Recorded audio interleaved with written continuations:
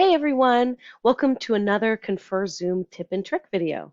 Today, we're going to discuss how to retrieve your attendance information for your Zoom meetings. It's a pretty straightforward process, and we'll start by going to ConferZoom.org.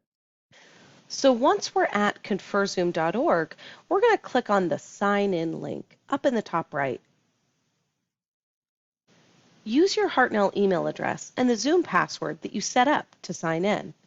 It's not necessarily going to be the same as your pause password because it's not linked to your Hartnell login.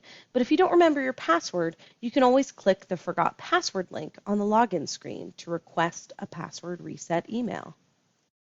Once you've signed in, you'll click on Reports in the left navigation menu. Now click on Usage. This allows you to find the correct meeting by adding the appropriate date filter up at the top. Once you set your date, click Search to view your meetings. You should now see all of your Zoom meetings for those dates. To view attendance, we'll need to click on the hyperlinked number of participants in your meeting.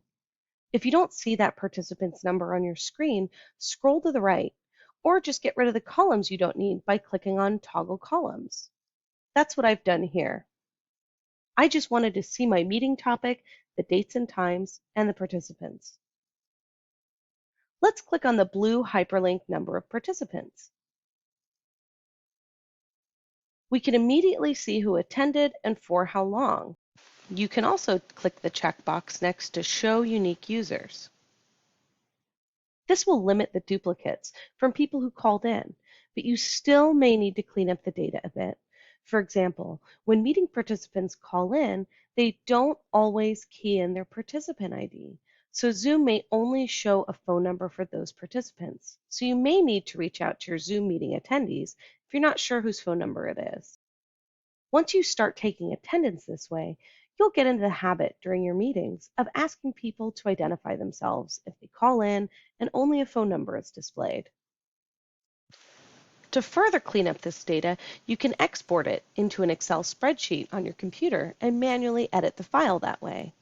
You may also want to export this file to keep a copy for your own records, or if you need to send it to someone else, like your administrative support team. Well, that's all there is to it.